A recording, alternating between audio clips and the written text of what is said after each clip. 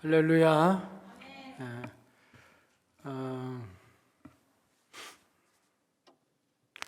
마스크들을 쓰고 계셔가지고 웃는 얼굴인지 어떤 얼굴인지가 잘 안 보여요. 감사합니다. 오늘도 변함없이 주일 예배를 하나님께 드립니다. 긁을 때 긁기가 힘들어. 근지러울 때 긁기가 힘들어.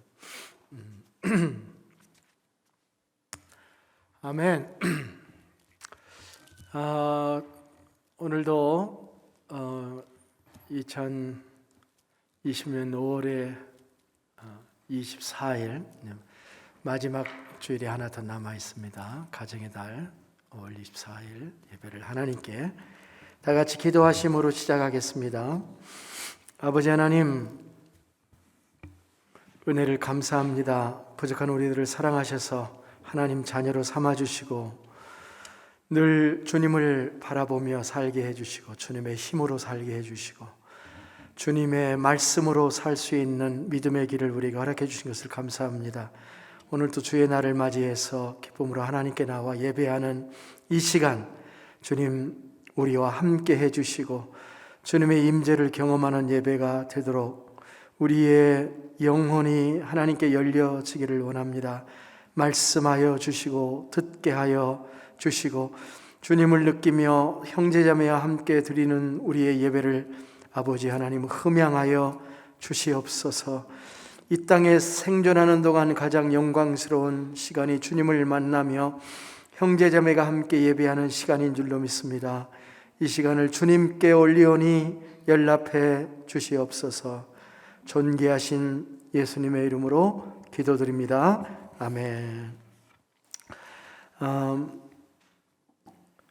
당분간 1부, 2부 예배는 계속 드리겠습니다. 50명까지 허용은 되어 있지만 사회적 거리를 따져서 앉으려고 하니까 이 안에 50명 앉기가 어렵습니다. 그래서 당분간은 이렇게 예배가 진행됩니다. 오늘 기도는 통성 기도로 우리가 하나님께 드리려고 합니다. 오늘은 특별히 메모리얼 데이를 앞두고 있는 우리의 예배이기 때문에 몇 가지 기도 제목을 함께 나누면서 하나님께 함께 기도하도록 그렇게 하겠습니다.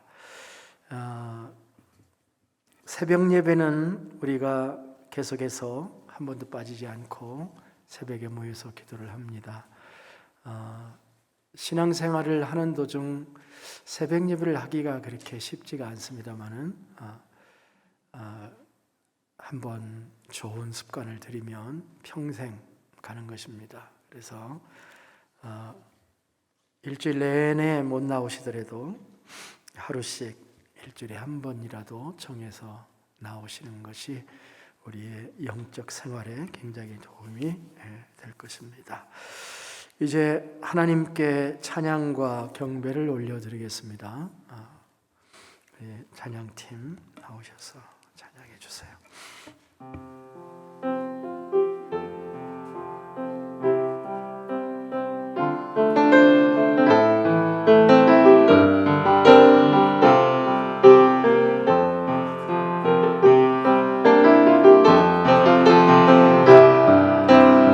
하시면서 우리 예배 시작하겠습니다.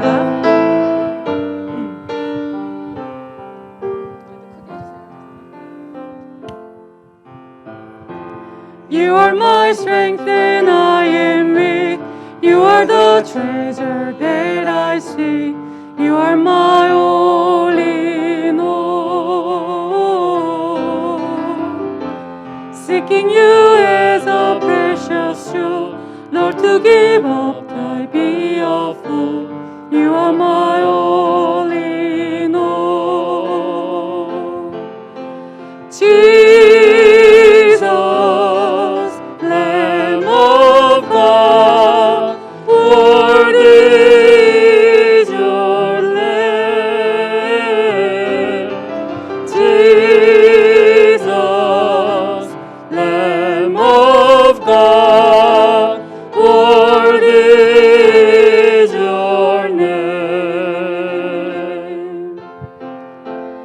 taking my sin, my cross, my shame, rising again, I bless your name. You are my all in all. When I fall down, you pick me up. When I am dry, you fill my cup. You are my all in all. Jesus, Lamb of God, worthy is your name. Jesus, Lamb of God, worthy is your name.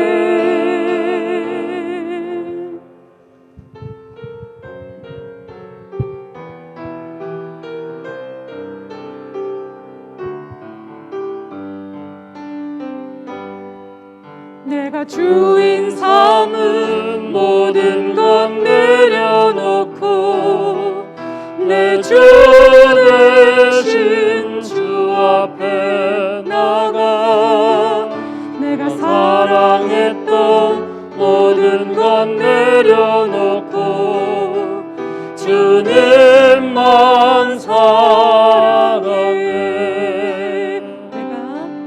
내가 주인 삼은 모든 것 내려놓고 내 주 대신 주 앞에 나가 내가 사랑했던 모든 것 내려놓고 주님만 사랑해. 주 사랑 거친 풍랑에도 깊은 바다처럼 나를 잠잠케 해. 주 사랑 내 영혼의 반석 그 사랑 위에 서리. 내가 주인 삼은 내가 주인 삼은 모든 것 내려놓고 내 주 대신 주 앞에 나가 내가 사랑했던 모든 것 내려놓고 주님만 사랑해. 주 사랑 거친 풍랑에도 깊은 바다처럼 나를 잠잠케 해. 주 사랑 내 영혼의 반석 그 사랑 위에 서리.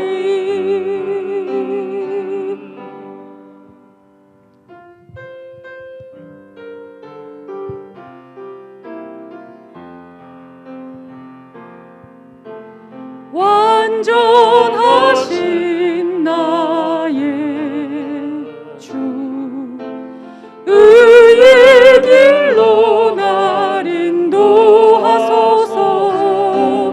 행하신 모든 일 주님의 영광 다 경배합니다.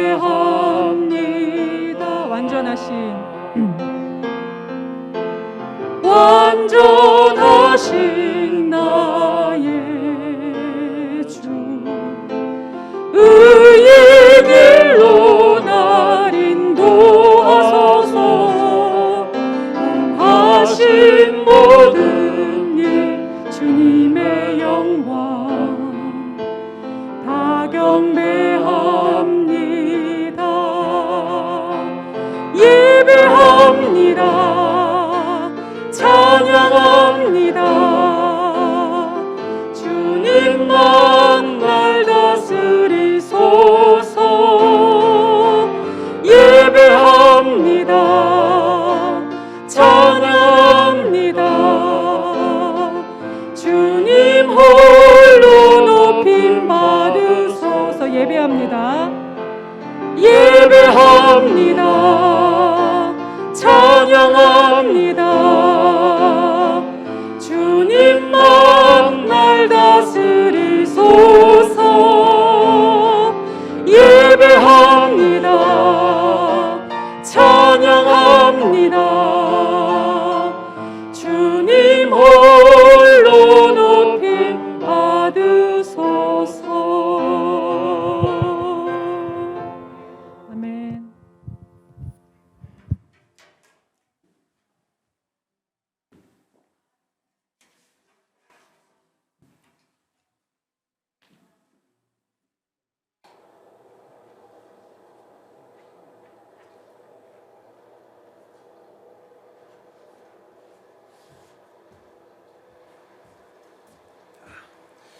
Well, good morning, you all. We're continuing our story of Joseph, and a lot has happened. Joseph's brothers have come back and have gotten some more grain, but apparently a cup was found in the youngest brother's packaging, and so they have to come back and face Joseph. So we'll take it from Genesis 44, 14 through 44. Had to go back to Joseph's house. When Judah and his brothers reached Joseph's house, he was still there, and they fell on the ground before him. "What is this you have done?" Joseph said to them. "Didn't you know that a man like me could uncover the truth by divination?" "What can we say to my lord?" Judah replied. "How can we plead? How can we justify ourselves? God has exposed your servant's iniquity. Now my lord's slaves, both we and the one whose possession of the cup was found." Then Joseph said, "I swear that I will not do this. The man in whose possession a cup has been found will be my slave. The rest of you can go in peace to your father." But Judah approached him and said, "Sir, please let your servant speak personally to my lord. Do not be angry with your servant, for you are like Pharaoh.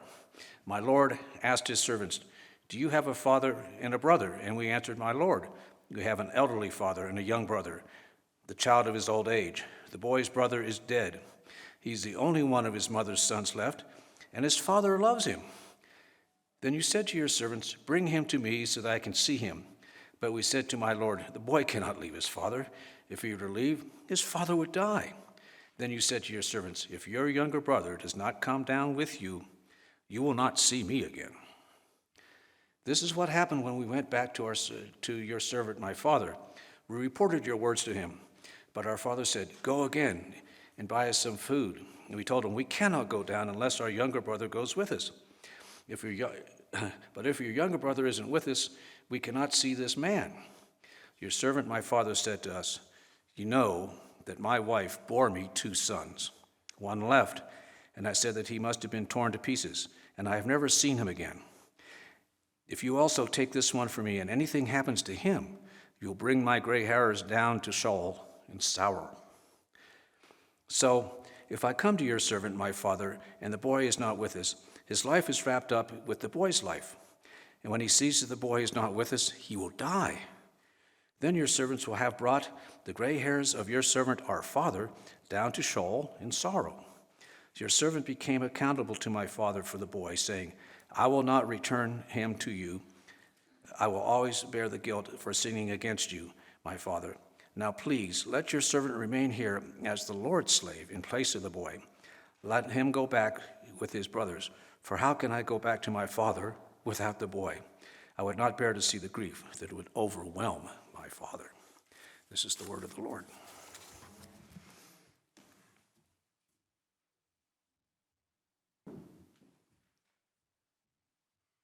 지난주에 성경 봉독을 마스크를 쓰고 한 것을 들어보니까 소리가 안 들려요. 그래서 봉독을 마스크 없이 부탁드렸습니다.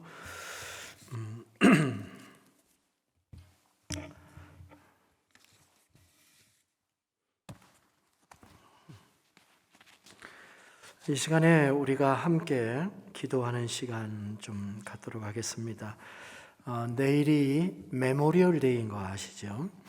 메모리얼 데이는 원래 미국의 공휴일이 됐는데 그 시작이 된 것이 남북 전쟁이 끝난 다음에 남북 전쟁 당시에 사망한 군인들을 기리기 위해서 제정된 날입니다. 그때 남북 전쟁이 한 50개월 정도, 그러니까 지리한 전쟁이었어요. 한 4년 더 되는 남북 전쟁 기간 동안 사망자가 62만 5천 명이나 사망을 했는데 실제 전투하면서 죽은 것은 한 14만 명 수준이라고 합니다. 그래서 그 전쟁을 우리 미국사에 정말 중요한 전쟁이었죠. 그 전쟁의 사망자를 기억해서 메모리얼 데이를 만든 건데 그 이후로는 1차 세계대전이나 월남전 그리고 6.25 이런 것들이 전쟁이 있었죠. 그래서 1차 세계대전 때 900만 명 정도의 사람들이 병사들이 죽었는데 그중에 미국 사람들은 12만 6천 명이었어요. 1차 세계대전 때. 그리고 6.25 전쟁 때에도 미군의 사망자 수가 5만 4천 명 정도 한국에서 죽었습니다. 그래서 이러한 사망자들을 기억하고 우리가 지금 누리고 있는 자유와 평안이 그저 얻어진 것이 아니라고 하는 것, 이들의 헌신과 희생이 있었다고 하는 것을 기억하는 날이 메모리얼 데이입니다. 그래서 우리가 함께 이 날을 기억하면서 기도하기를 원합니다. 또 기도 제목이 있지만 먼저 이 제목 놓고 잠깐 기도하겠습니다. 하나님, 참으로 우리의 삶 속에 우리가 알지 못하는 많은 유익을 주님 누리고 살고 있는 것을 저희들이 압니다. 아버지,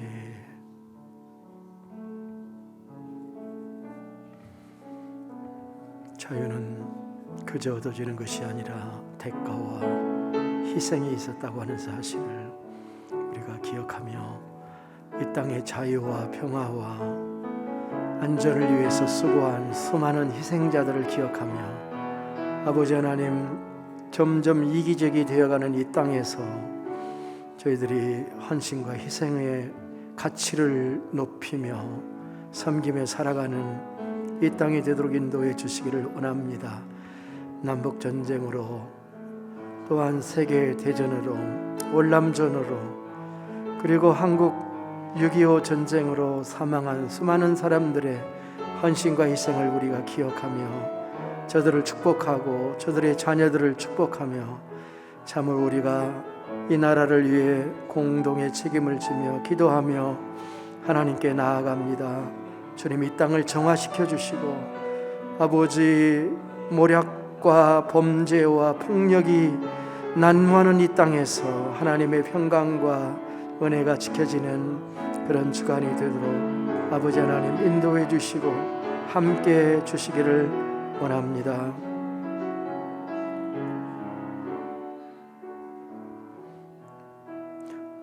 두 번째 기도 제목은 코비드-19을 위해서 계속 기도해 주시길 바랍니다. 아마 오늘이나 내일 중으로 사망자가 10만 명이 초과가 될 것 같습니다.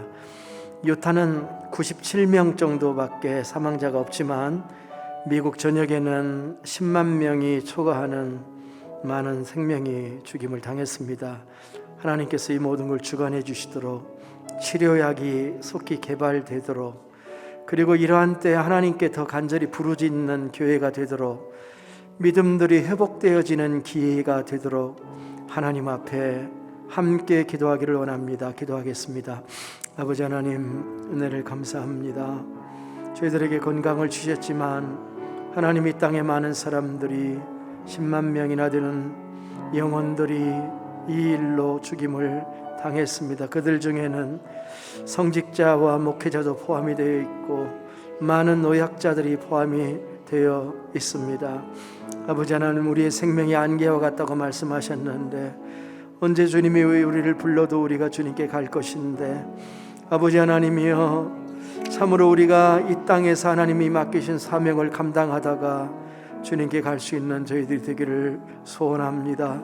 주님, 전국적인 재앙이 미국을 강타하고 있고 온 세계의 이 사망자의 수가 30만 명이 넘는 그런 상태로 진행이 되어지고 있는데 아버지, 이제 주관해 주시고 주님이 붙잡아 주시고 치료해 주시고 아버지 격려하여 주셔서 온 세계에 주시는 하나님의 경고의 메시지를 세상에 받고 더 거룩해져야 하는데 아버지 하나님, 주님의 뜻을 이루시고 섭리를 이루어 주시기를 원합니다. 우리 모든 교우들 믿음이 게을러지지 않도록 붙잡아 주시고 더욱 하나님 앞에 단독자로 서서 기도하며 나아가게 해 주시고 생명의 주님이 하나님이시라고는 사실을 인정하며 신앙의 원리를 가지고 나아갈 수 있는 저희들이 되도록 아버지 붙잡아 주시기를 소원합니다.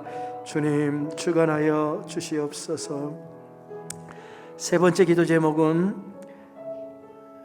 이은진 자매를 위해서 기도하겠습니다. 그 가정을 위해서 기도합니다. 하나님이 이 가정을 지켜주시고 보호해 주시며 함께 해주세요.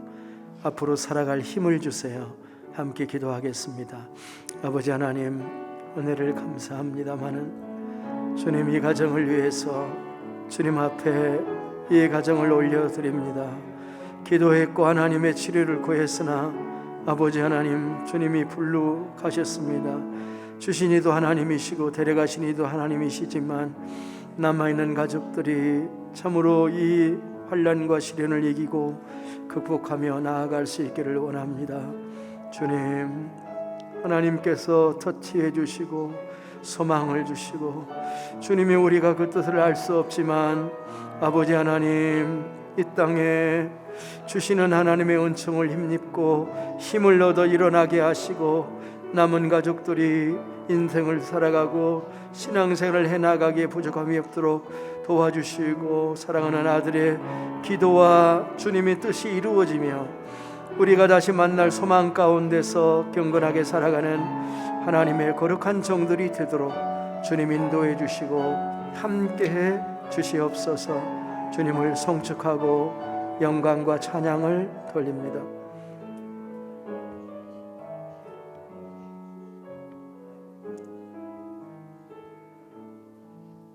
사랑하는 주님, 이 시간에 유튜브로 함께 예배드리는 성도들을 위해서 축복하며 기도합니다.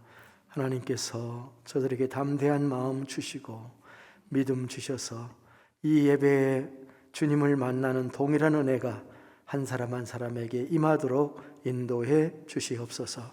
감사와 영광을 주님께 돌려오며 존귀하신 예수님의 이름으로 기도합니다. 아멘. 아멘.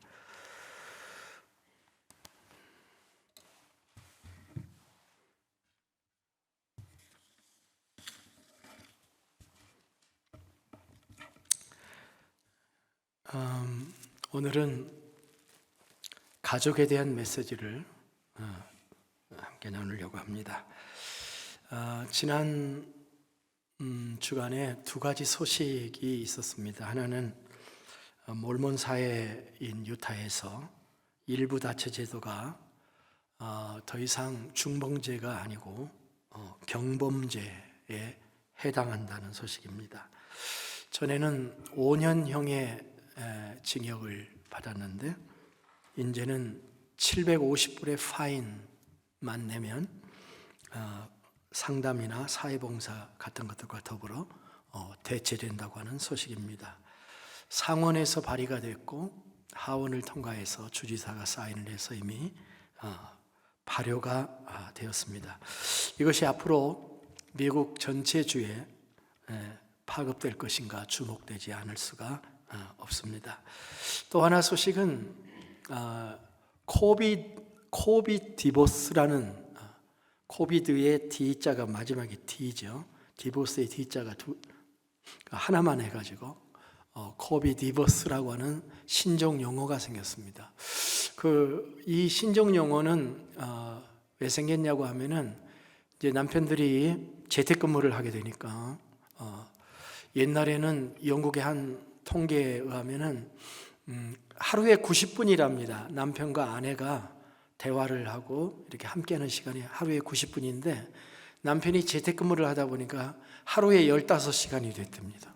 그래가지고 이렇게 함께 사니까 문제가 너무 많이 문제가 생겨가지고 이혼율이 올라갔다는 거예요. 그래서 코로나 디보스라고 하는, 코비 디보스라고 하는 단어가 생겼다는 그런 뉴스를 보았습니다. 이렇게 하루 종일 함께 있다 보니까 참 많은 문제가 있는데, 그래서 그 해결책이 없죠. 근데 어떤 그 기사를 하나 보니까 그런 해결책을 제시했어요.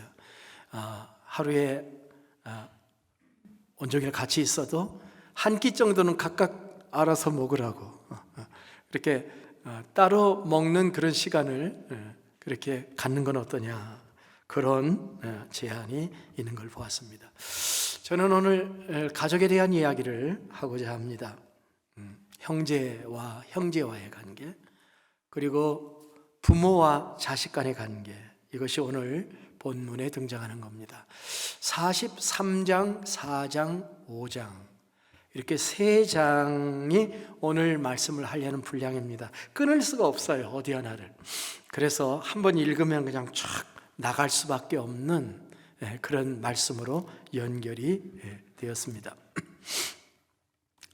먼저 43장을 보면은 이 43장은 베냐민을 데리고 야곱의 아들들이 이집트로 곡식을 사러 가고 있는 그런 모습이에요.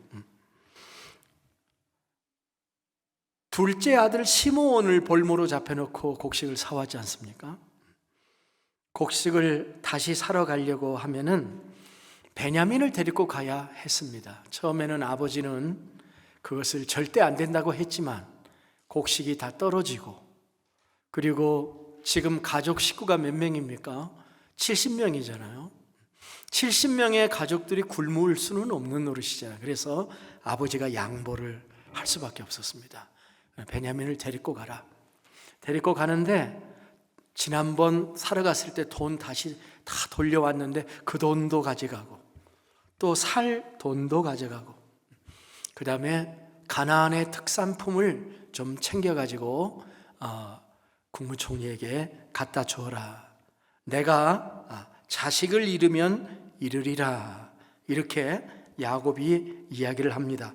전능하신 하나님께서 그 사람 앞에서 너희에게 은혜를 베푸사. 그 사람이라 그래요. 그 사람이 누구겠어요? 자기 아들이에요, 사실은. 그 사람으로 너희 다른 형제와 베냐민을 돌려보내게 하시기를 원하노라. 내가 자식을 잃으면 잃으리로다.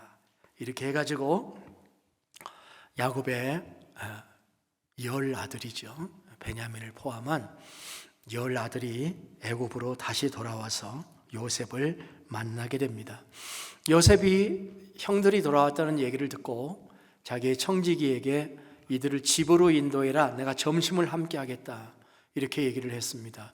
그러니까 형지기가 그들을 집으로 데리고 가니까 이 형들이 긴장을 했어요. 이건 틀림없이 지난번 돈 문제로 그 빌미를 삼아가지고 우리를 종으로 만들려고 하는 거다. 잔뜩 긴장을 하니까 43장 23절에서 청지기가 이렇게 얘기를 해요.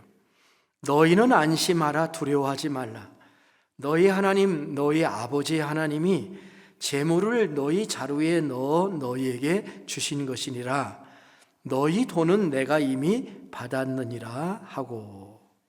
저는 이 구절을 읽을 때 요셉이 상당히 주도 면밀하고 정직한 사람이다 하는 것을 느꼈어요. 왜냐하면 그는 지난번에 곡식을 그냥 후리로 준 줄 알았는데 그가 바로의 재물을 사사로이 축낸 게 아니었어요. 자기 구자해서 곡물값을 지불한 거예요. 그리고 보낸 것입니다. 그리고 그 다음에 더 멋진 것은 뭐라고 얘기를 했냐면은, 그렇게 해놓고 이것은 내가 준 거다라고 얘기하지 않고 하나님이 주신 거다. 너희 돈은 내가 이미 받았느니라.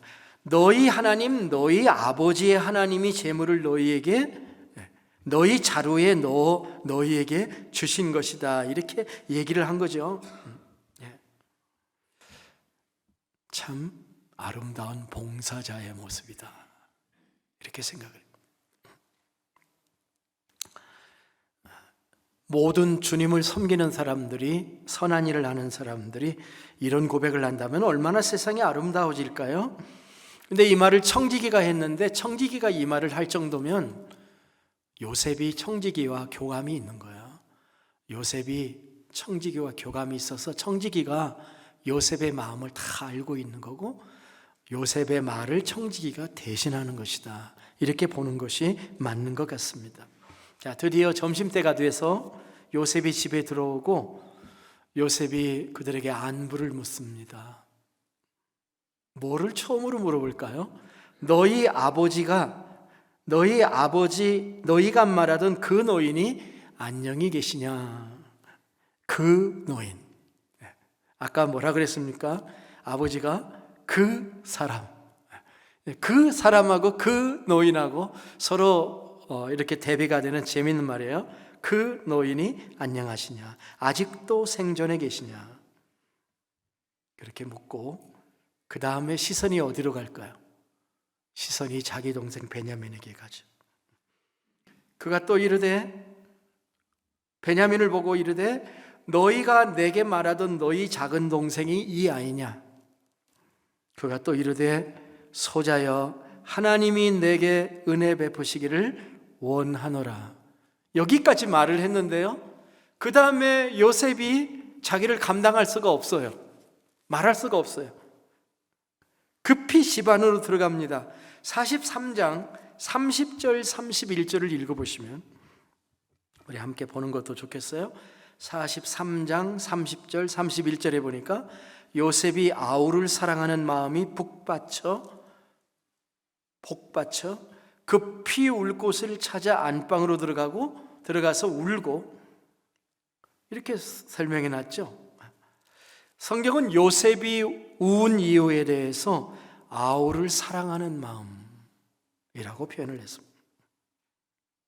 사실 요셉이 두 번째 운 거죠. 지난번에도 한 번 울었어요. 형들이 참회하는 모습, 형들이 괴로워하는 모습을 보고 한 번 울었고, 이번에는 자신의 동생을 보고 운 거죠.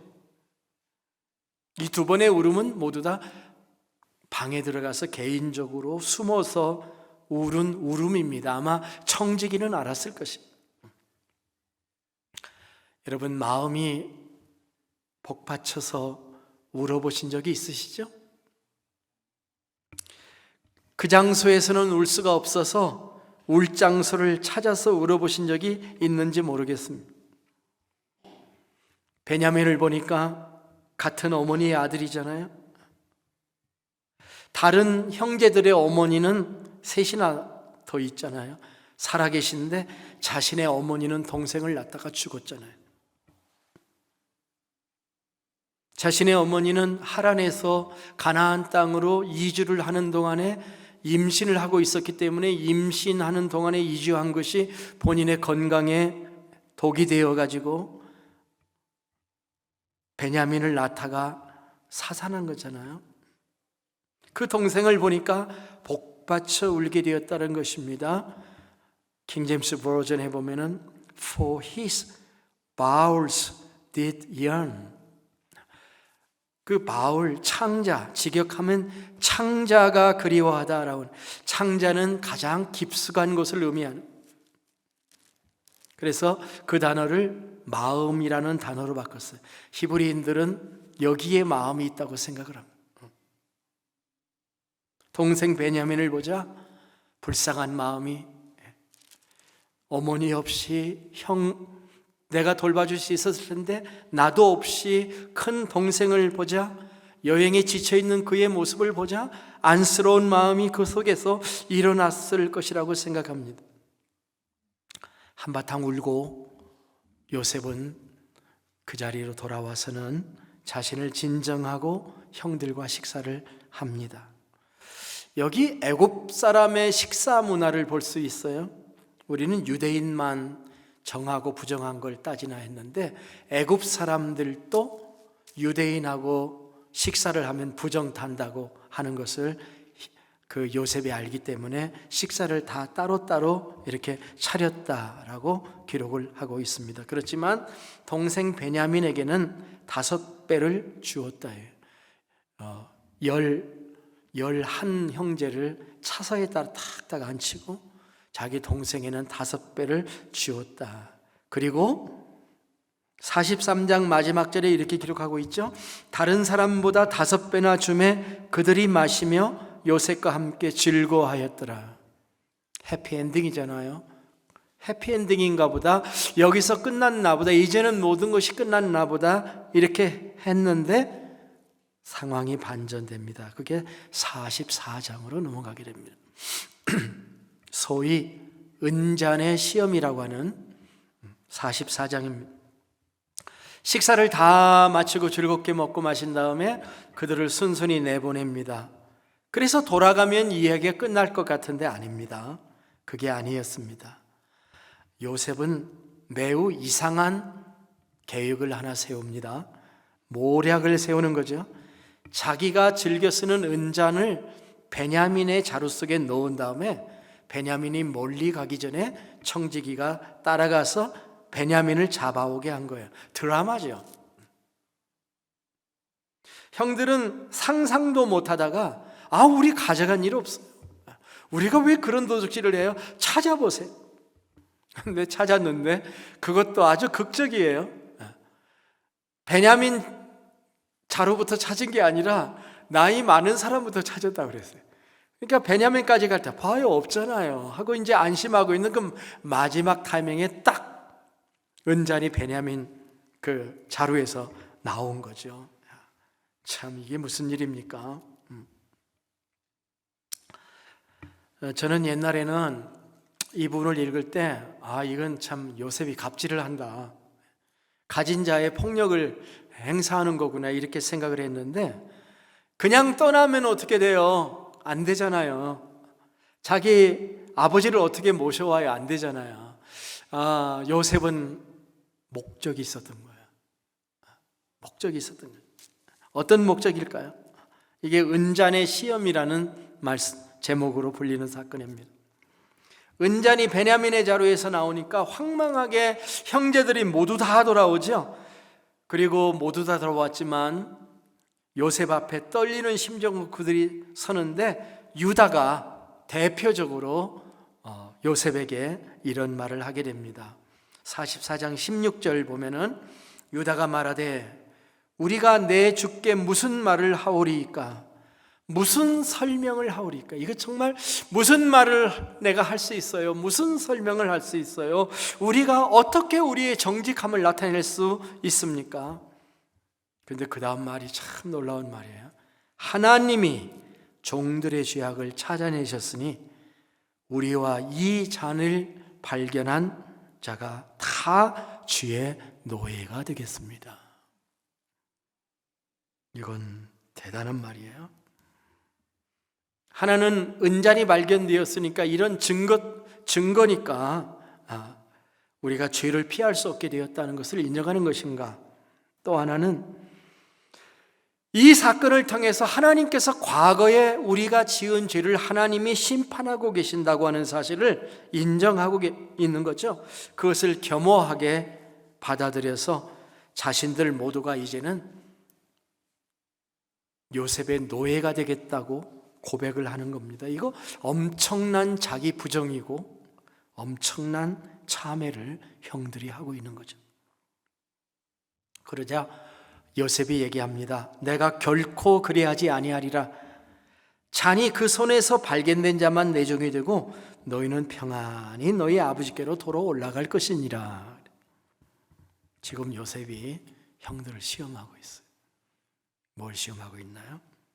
형들이 베냐민 하나 없어져도 그냥 집에 돌아갈 사람들이냐, 아니면 베냐민을 위해서 모두 다 힘을 합해가지고 희생할 수 있는 형제들이냐 하는 것을 지금 보고 있는 것.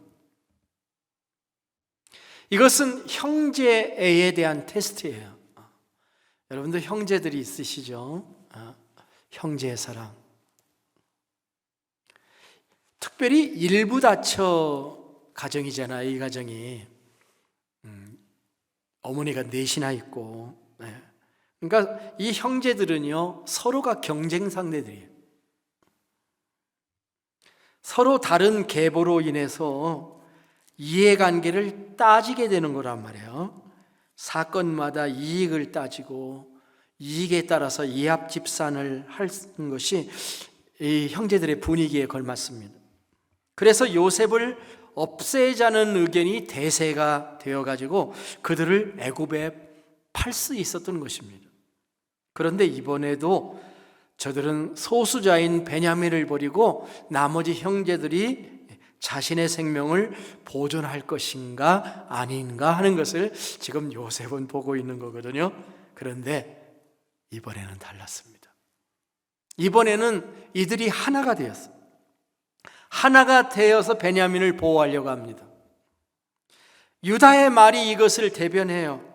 우리와 이 잔을 발견한 사람이 다 주의 노예가 되겠습니다. 근데 요셉이 거절하잖아요. 그럴 필요 없어요. 그럴 필요 없어요. 거절이잖아요. 근데 유다는 포기하지 않습니다. 그 18절에 보니까 유다가 그에게 가까이 가서, 지금 더 가까이 앞으로 갔다는 거예요. 너희들 다 붙잡힐 필요 없다 그러니까 유다가 한 걸음 더 가서 뒤로 물러날 수 없는 거죠. 이 순간이 넘어가면 절망입니다. 그는 자신의 전 존재를 걸고 비장하게 이야기를 하는 거죠. 그런 이 절박한 순간에도 질서정연하게 이야기를 전개합니다. 19절부터 34절까지 16구절이 유다가 하는 말이에요. 그런데 아시는 것처럼 통역이 중간에 있잖아요. 그러니까 통역을 넣어서 말을 연결한다는 게 굉장히 쉽지 않을 거예요. 집중력이 필요합니다. 말과 말 사이를 집중해서 얘기하는 게 고통스러웠을 것이에요. 그러나 11 형제들의 생명이 달려있기 때문에 그는 힘을 다해 이야기를 합니다. 그의 이야기를 한 4가지로 나눌 수가 있는데, 첫 번째는 지금까지 요셉과 자신들이 대화를 했던 것을 다시 일목정연하게 설명을 해봅니다. 아버지가 계시냐고 물어서 대답한 일, 막내가 있다고 대답한 일, 그를 데려오라는 요구, 그랬을 때 그를 데려오면 아버지가 죽겠다고 대답했던 이야기, 그럼에도 불구하고 아버지를 안 데리고 오면 곡식을 살 수 없어서 이렇게 그 베냐민을 데리고 왔다는 사실, 간신히 설득해서 데려왔다는 이 지나온 이야기를 쭉 19절부터 25절까지 얘기를 합니다. 그 다음에 그는 자기 아버지가 베냐민을 보내면서 하셨던 말씀을 전합니다. 27절에서 이렇게 얘기합니다. 주의 종 우리 아버지가 우리에게 이르되 너희도 알거니와 내 아내가 내게 2 아들을 낳았으나 하나는 내게 나갔으므로 내가 말하기를 틀림없이 찢겨주겠다 하고 내가 지금까지 그를 보지 못하거늘 너희가 이 아이도 내게서 데려가려 하니 만일 재해가 그 몸에 미치면 나의 흰 머리를 슬퍼하며 수올로 내려가게 하리라 하니. 유다는 이 아이가 아버지에게 어떤 의미가 있는 아들이라고 하는 사실을 지금 이야기합니다. 사실 이 말만 이렇게 딱 들어보면은 다른 아들들이 그 말을 듣고 우리는 아들이 아닌가?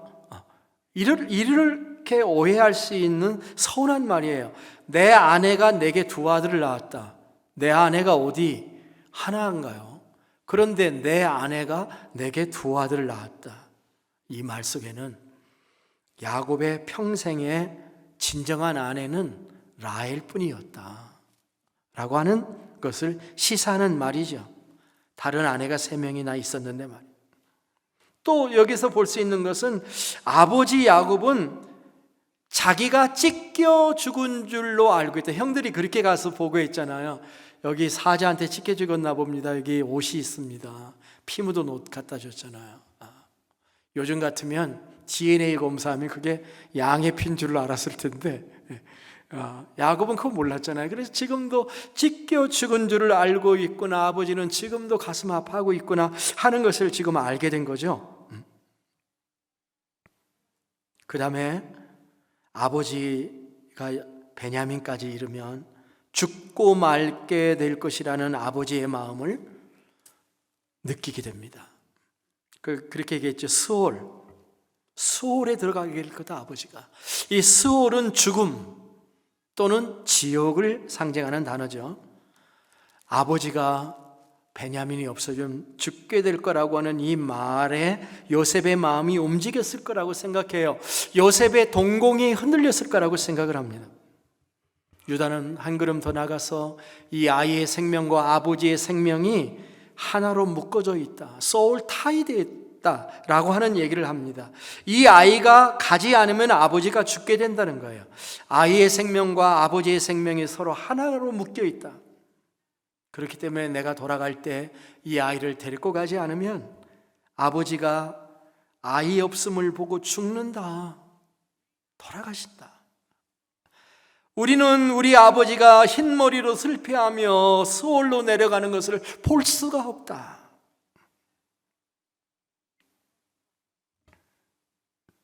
여기서 우리는 아들들이 아버지에 대해 참 사랑을 하고 있구나 하는 것을 알 수가 있어요. 형제들의 부친에 대한 사랑의 마음을 읽을 수가 있게 되는 겁니다. 마지막으로 유다는 뭐라고 그러냐면은 내가 담보물이 되겠습니다 라고 하는 말이에요. 유다가 참 멋진 사람이죠. 여기에서 유다의 후예에서 예수님이 오셨잖아요. 자신을 볼모로 잡고 베냐민은 아버지께로 돌려달라고 부탁을 합니다. 주의 종이 내 아버지께 아이를 담보했다. 내가 이를 아버지께로 데리고 돌아오지 아니하면 영영이 아버지께 죄짐을 지리이다 하였사오니 이제 주의 종으로 그 아이를 대신하여 머물러 있어 내 주의 종이 되게 하시고 그 아이는 그의 형제들과 함께 올려 보내소서.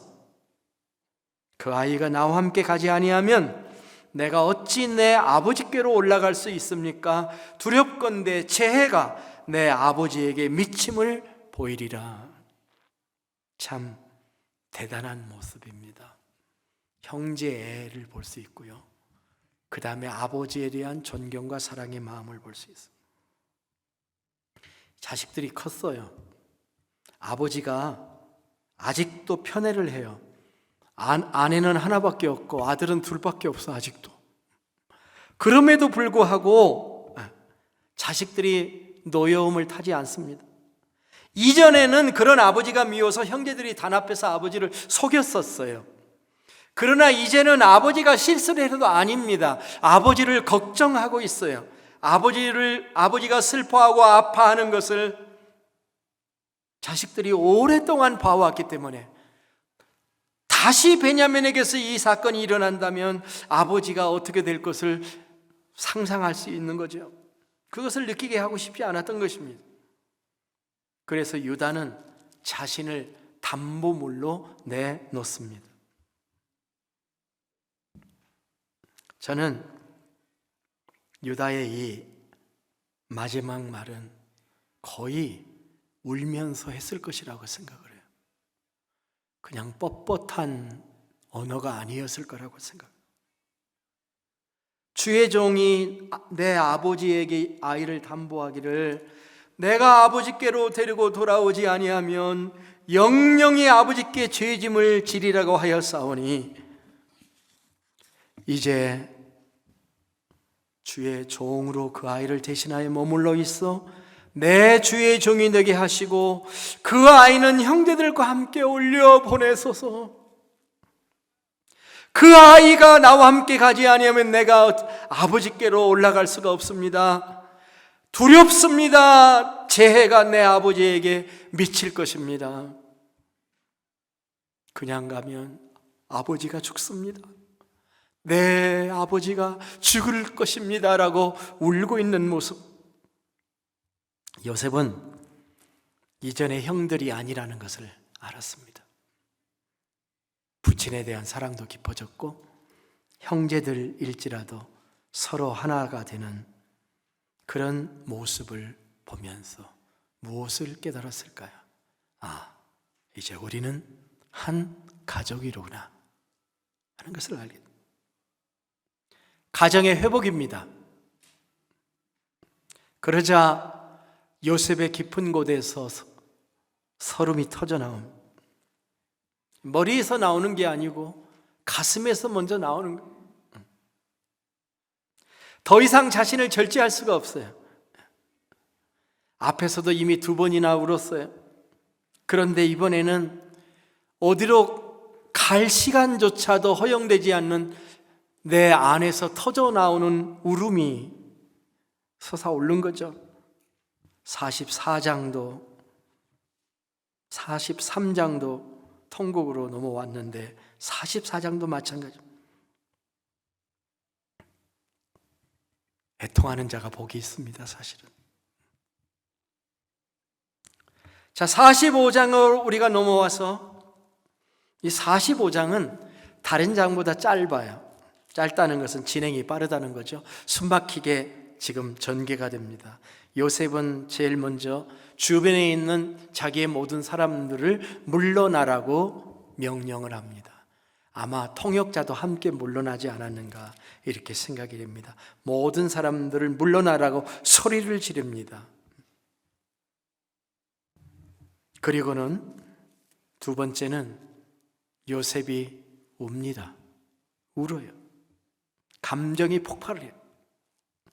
큰 소리로 울었다고 합니다. 어떻게 요셉이 울었을까요? 큰 소리로 울은 적이 있으신가요? 저는 큰 소리로 울은 적이 별로 없는 것 같은 생각을 해봤어요. 내 자신을 이렇게 생각해 보니까 혼자는 울어본 적이 있지만 큰 소리로 울어본 적이 있으세요, 여러분들은? 요셉이 이때 어떻게 큰 소리로 울었을까요?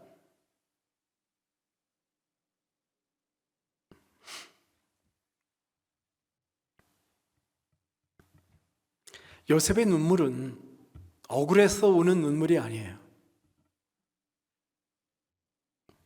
과거의 행위를 용서하지 못해서 우는 회한의 눈물이나 자기의 고통의 세월이 억울해서 우는 그런 눈물은 아니었을 겁니다. 요셉의 눈물은 하나님의 은혜에 대한 감격의 눈물이었을 겁니다. 자신을 팔아넘긴 형님들이 과거의 형님들이 아니라 이제는 죄를 회복하고 스스로 짐을 질 줄 아는 형님들이 되었다라고 하는 것에서 오는 터진 눈물이 아니었겠는가. 이것이야말로 요셉이 원하였던 것입니다. 과거에는 시셈으로 형제들을 죽이기까지 시도했던 그들이지만은 이제는 자신의 잘못을 깨닫고 변화된 사실에 대한 감사의 눈물이었을 겁니다. 가정이 회복된 것입니다. 애굽의 국무총리의 위력으로 형님들을 누르지 않아도 이제는 형님들 스스로 부족함이 없는 자들로 회복이 된 것입니다. 더 이상 과거의 실수로 자신을 자책하지 않아도 되는 변화된 존재로서 형님들이 서게 된 것이죠. 이게 진정한 화해요, 회복인 것입니다. 이것을 요셉이 원했던 것이고 요셉이 세워주고자 하였던 것입니다. 이것이 두 번의 이상한 시험으로 이루고자 하였던 것입니다. 그리고 그 이룰 수 없는 일이 이루어진 겁니다. 형님과 동생의 관계를 다시 시작할 수 있는 그런 단계로 회복된 것이 요셉은 너무나도 좋은 겁니다. 요셉의 울음이 커가지고 바로의 궁중에까지 들렸다. 45장 2절에서 그렇게 기록하죠. 이 말씀은 요셉의 집이 바로의 궁 바로 옆에 있었다는 것도 얘기하지만 요셉의 울음이 굉장히 컸었다고 하는 것을 우리들에게 얘기합니다. 울어야 할 때 울을 줄 아는 것도 축복이에요. 정말 결정적인 인생의 모든 것들이 프레스되고 압축되었다가 한 방에 터져 나오는 그런 울음, 그런 울음을 요셉이 울은 거예요. 요셉은 울다가 자기 자신을 밝힙니다. 내가 요셉입니다. I am Joseph. 지난 20여 년 동안 한 번도 불림을 받아본 적이 없는 이름이에요. 원래 요셉의 이름은 어머니가 지어줬어요. 어머니가 아들을 낳을 때 너무 좋아가지고 더함, 애드라고 하는 거죠. 애딩, 더함이라는 의미. 그러면서 하나 더 더해 주셨으면 그게 베냐민이에요. 어머니가 지어준 이름이에요, 요셉이라는 이름이. 그런데 요셉이 애굽의 국무총리가 되자 그 이름을 더 쓰지 않습니다. 바로가 이름을 하나 지어줬죠. 사브낫 바네아라고 하는, 사브낫 바네아라는 이름을 41장 45절에 보면은 지어줘요. 근데 그 뜻은 은밀한 것을 열어보는 사람. 요셉의 그 사역에 딱 맞는 이름이죠. 은밀한 것을 열어보는 사람. 다른 말로 하면 하나님의 영에 감동한 사람이라는 놀라운 이름이에요. 7년 대환란에서 나라를 구할 사람의 이름이지요. 그러나 요셉은 이 이름보다 자기 어렸을 때 이름이 좋습니다. 그래서 I am Joseph, I am your brother Joseph, 이렇게 얘기합니다. 이 요셉의 말이 참 좋습니다. 근데 이렇게 얘기를 해요. 저는 당신들이 이집트에 팔았던 바로 그 요셉입니다. 옛날에는 이 구절을 읽을 때 제가 이렇게 이해를 했어요. 이 말 들을 때 형님들이 움찔했겠구나. 그런데 요셉의 포인트는 움찔하게 하려는 포인트가 아니라 자기가 안 변했다는 것을 얘기하는 거야. 자기가 당신들이 팔았을 때 바로 그 요셉입니다. 똑같은 마음을 가지고 있는, 나예요, 나 하나도 달라지지 않았어요. 22년 전에 당신들과 함께 놀았던 바로 그 요셉이에요 라고 하는 말이에요. 애굽이라는 나라를 다 얻었어도 당신들이 그립습니다.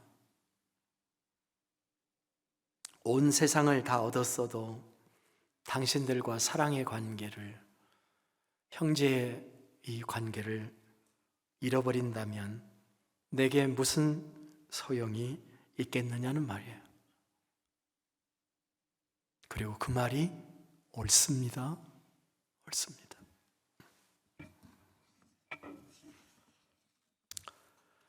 우리가 이 땅에서 아무리 건강하면 무슨 소용이 있습니까? 오래 살면 또 뭐를 의미합니까?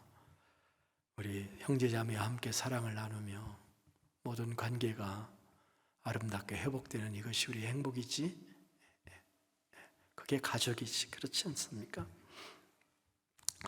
형님들은 처음에 국무총리가 울음을 터뜨리자 어리둥절했을 겁니다. 왜 우는지를 알지 못하다가 요셉이 자기를 바뀌자 조금씩 상황 파악이 시작이 됩니다. 얼마나 놀랐을까요? 피가 거꾸로 흐르지 않았을까요? 까무라치지 않은 게 다행입니다. 아니, 히브리어를 해? 다 내보내고 요셉이 이제는 통역이 필요 없습니다. 그래서 히브리 말로 얘기를 했을 거예요. 얼마나 놀랐겠어요. 형님들은 요셉의 말에 대답을 할 수가 없었어요. 너무나 충격적 상황이었기 때문에 이것을 얼어붙었다, 프리징 되었다, 이렇게 말할 수가 있을 겁니다. 맙소사, 애굽의 국무총리가 우리가 팔은 요셉이라니. 이들은 근심하지 않을 수 없었을 겁니다. 한탄하지 않을 수 없었을 거예요. 이제 우리는 죽었구나 하는 생각이 순간적으로 스쳐 지나가지 않았겠어요? 그러면서 이해가 된다. 그래서 식사할 때 우리를 차사에 따라 착착착착 앉혔구나. 그래서 베냐민을 데려오라고 해서 이 모사를 꾸몄구나. 원수는 애나무 다리에서 만난다고 그랬는데 이집트에 와가지고 요셉을 만났네. 그렇게 절망할 수도 있었을 겁니다. 만일 요셉이 형님들을 처음 곡식사러 처음 봤을 때 요셉이 내가 요셉이라고 그랬으면은 그랬을 거예요. 얼마나 놀랐겠어요, 그때는. 그때는 더 충격이었겠죠. 고개도 못 들었을 겁니다. 그런데 두 번의 시험에서 통과를 하고 변화된 형님과의 관계를 본 후에 만남이니 훨씬 다행이죠. 형님들에게 회복의 기회를 준 거예요, 사실은. 성숙의 기회를 준 겁니다. 이게 요셉이 형님들에서 보기를 원했던 거죠. 형님들이 자신을 다시 만났을 때 꿀리지 않는 존재로 세워지기 위해서 대등한 입장에서 나도 형님을 만나고 싶었기 때문에 요셉은 형님에게서 형제 애를 가지고 있다는 것과 아버님을 존경한다고 하는 사실을 보기를 원했던 거예요. 그걸 확인했습니다. 그래서 이제는 서로가 피해자와 가해자가 아니고 깨어진 관계가 아니고 다시 사랑 가운데 하나가 되는 회복된 가족이라는 존재가 된 것입니다. 비록 이것이 요셉이 운 이후에 가정을 되찾았다는 거예요. 요셉은 이런 마음이지만 형님들은 변화했다 할지라도 요셉 앞에서 쥐구멍이라도 있으면 들어가고 싶었겠죠.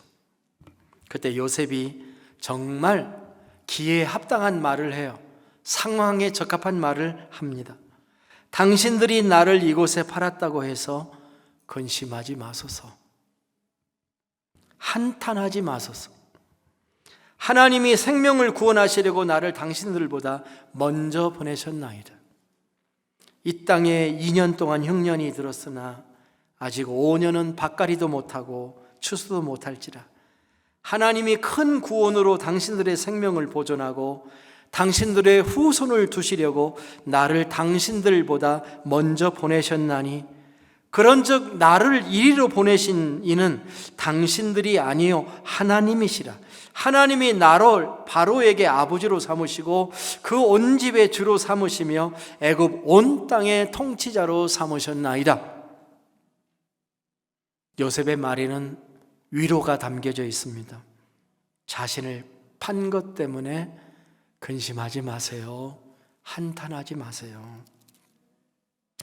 요셉의 말에는 역사 해석이 있고 신앙적 해석이 있습니다. 자신을 팔아서 애굽에 오게 한 것은 당신들이 한 것이 아니고 하나님이 하신 거다. 하나님이 당신보다 나를 먼저 보내셔서 당신을 구원하게 하시려고 하나님이 준비하신 것이다. 따라서 나를 이곳으로 보낸 사람은 당신들이 아니에요. 하나님입니다. 핵심적인 말입니다. 이걸 다른 말로 하면 빙고예요. 요셉의 이 말이 얼마나 놀라운 말입니다. 그리고 요셉은 형님들에게 미래를 향한 한 가지 제안을 또 해요. 뭐냐면 이곳으로 이사 오십시오 라는 말. 가서 아버지를 모셔오라고 합니다. 앞으로 5년이나 흉년이 남아있으니까 번거롭게 왔다 갔다 하지 말고 아버님 모시고 내려오라는 것입니다. 여기에 좋은 땅이 있다, 고센 땅이 있다고 얘기합니다. 그리고 내가 거기서 아버지를 봉양하겠다고 이야기를 합니다. 내게 아버지를 봉양할 수 있는 기회를 달라고 요청합니다. 이보다 더 좋을 수가 없어. 비로소 형제들의 마음이 풀어지고 서로 포옹하기를 시작해. 45장 14절 15절에 보니까 요셉이 자기 아우 베냐민의 목을 안고 우니 베냐민도 요셉의 목을 안고 우니라. 어린 베냐민은 어렸을 때 친형을 잃어버렸습니다. 그런데 죽은 줄 알았던 형 요셉이 살아있는 거고 애굽의 국무총리가 됐습니다. 그는 하염없이 눈물을 흘렸겠죠. 그리고 형님, 참 이런 말 해보고 싶었어요. 저도 외아들로 자라다 보니까 사촌 형들은 많아서 뭐 안 해본 건 아닙니다. 형님, 사실 이 당시 베냐민은요 커서 어린아이가 아니에요. 커서 가정을 이미 이루었습니다. 창세기 46장 21절에 보면은 베냐민의 자식이 무려 10명이에요. 10명.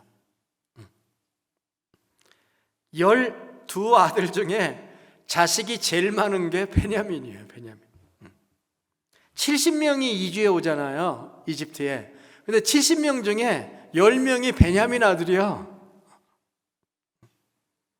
외로워서 그랬는지 아들을 많이 만들었습니다. 딴 일을 안 하고 막 애들만 만들었나.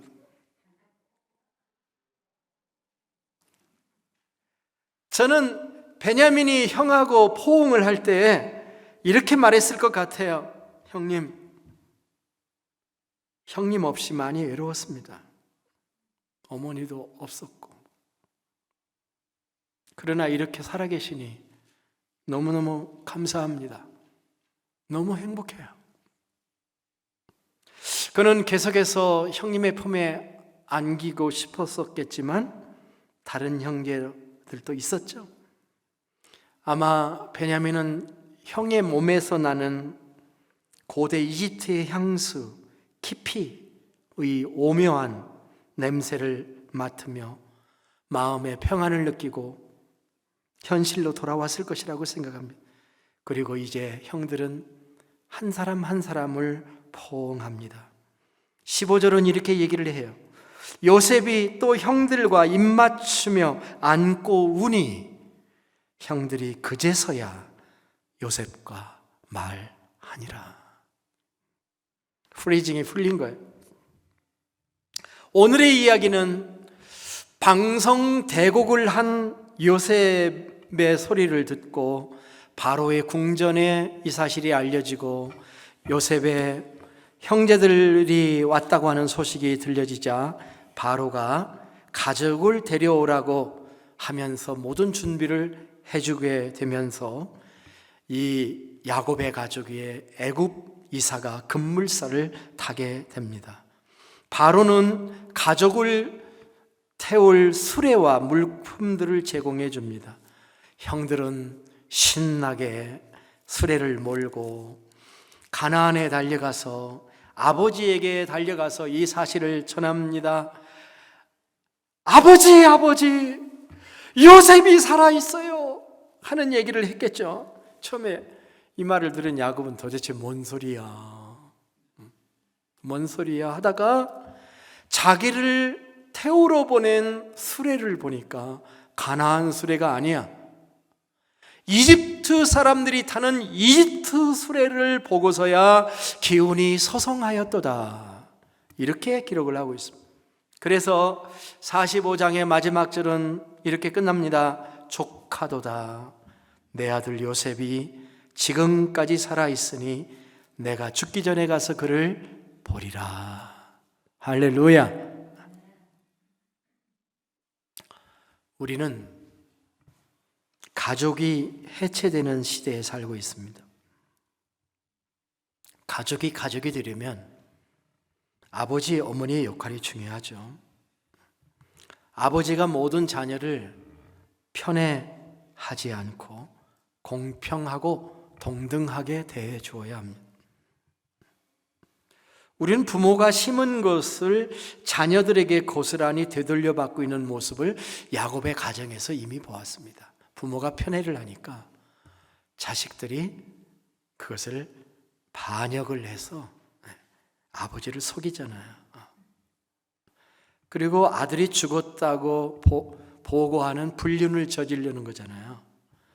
이거는 요셉을 판 것보다 더 악한 죄예요. 그런데 어떻게 보면 그것은 야곱이 심은 것을 결과로 받은 것이라고도 볼 수 있어요.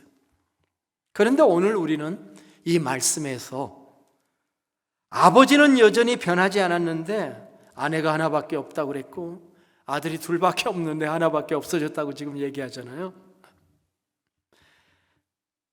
아버지가 안 변했어요, 별로.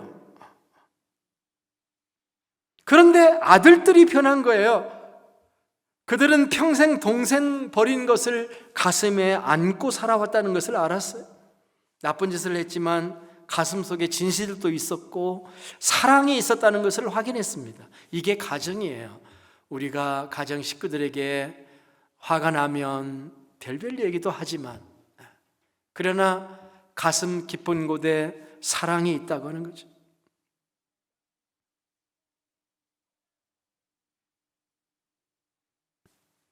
형제들 사이에서의 갈등과 폭력이 이제는 사랑과 책임으로 바뀌어졌어. 그래서 책임지겠다고 나서는 형제들의 자세가 요셉을 통곡하게 만들었어요. 성숙한 모습으로 자신들의 과거의 삶을 애통하고 인정하는 삶을 우리가 살아가며 우리는 형제애를 더 확장해 나가야 될 거라는 것입니다. 우리에게는 이런 사랑을 할 수 있는 능력이 있습니다. 하나님은 이런 악한 일을 통해서도 자신의 뜻을 성취하시는 좋으시고 놀라우신 하나님이신 것을 찬양드립니다. 우리도 살아온 동안 나를 해롭게 했던 모든 사람들을 용서하고 믿음 안에서 고난의 길을, 내가 걸어왔던 고난의 길을 재해석하는 삶을 살아갈 수 있기를 고대하는 것입니다. 가정은 하나님이 우리에게 주신 선물입니다. 또한 가정 같은 교회는 하나님이 우리 모든 외로운 자들을 위로해 주시는 하나님의 축복된 기관입니다.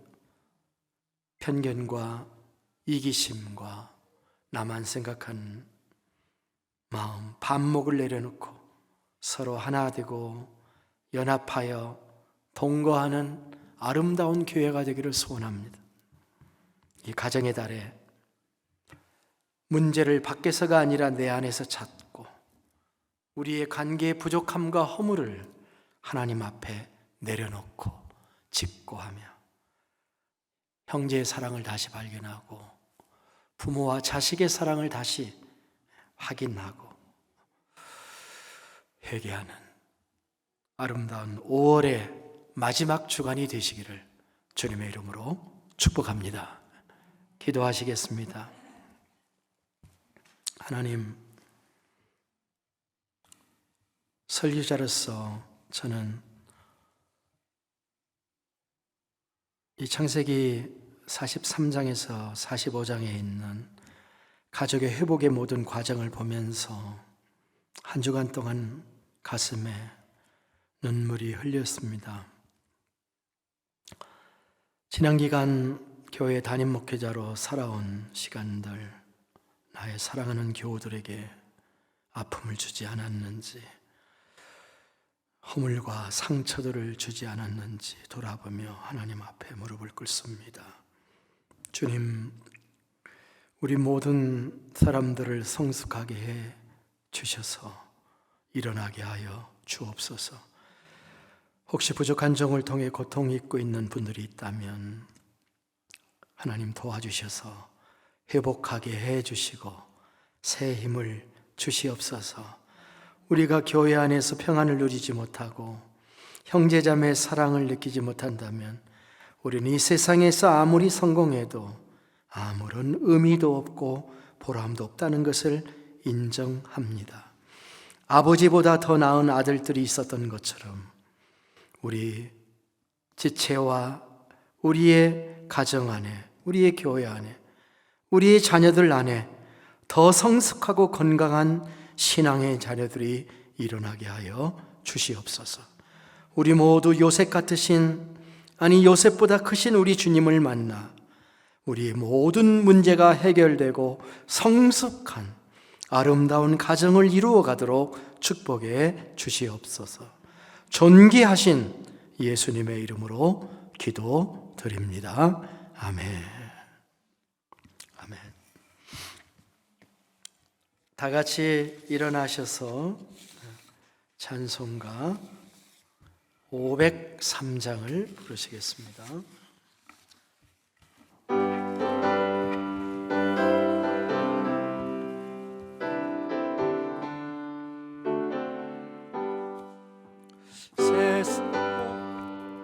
사랑 없어 냉랭함을 아느냐, 곳곳마다 사랑 없어 탄식 소리 뿐일세.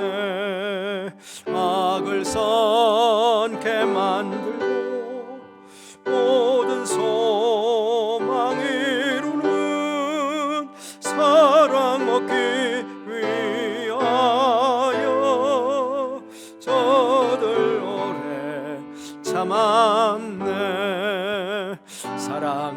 없는 까닭에 사랑 없는 까닭에 사랑 얻기 위하여 저들 오래 참았네. 곳곳마다 봄이 남은 사랑 없는 연고여 측은하게 손을 펴고 사랑받기 원하네. 어떤 이는 고통과 근심 걱정 많으니 바닥에 저들 실망하도다. 사수라 바닥에 사랑 없는 까닭에 사랑 없는 까닭에 저들 실망하도다. 어떤 사람 우상 앞에 복을 빌고 있으며 어떤 사람 자연 앞에 사랑 요구하도다. 먼저 믿는 사람들 예수 사랑 가지고 나타내지 않으며 저들 실망하겠네. 예수 사랑 가지고 사랑 가지고 나타내지 않으며 저들 실망하겠네. 기갈 중에 있는 영혼 사랑받기 원하며 아이들도 소리질러 사랑받기 원하네. 저들 소리 들을 때 가서 도와줍시다. 만민에게 나가서 예수 사랑 전하세. 예수 사랑 전하세. 예수 사랑 전하세. 만민 중에 나가서 예수 사랑 전하세.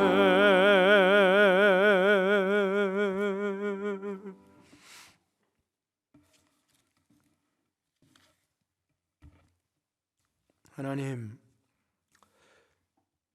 남편과 아내의 관계, 그리고 부모와 자식의 관계, 그리고 형제와 형제와의 관계, 왜곡되고 뒤틀리고 참으로 창조의 형상을 잃어버린 그런 모습이 이 땅의 가정들에게 가득 차 있습니다. 주님, 이 가정들을 믿음으로 회복시켜 주시옵소서. 세월로, 연단으로 회복시켜 주시옵소서. 우리 교회에 속한 모든 사람의 가정들을 아름다운 사랑의 가정으로 회복시켜 주시옵소서. 우리의 교회를 가정으로, 아름다운 사랑의 가정으로 회복시켜 주시옵소서.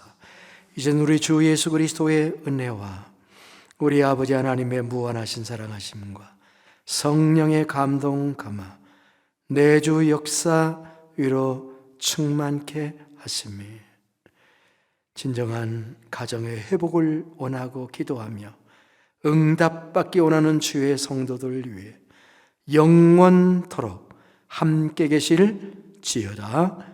아멘.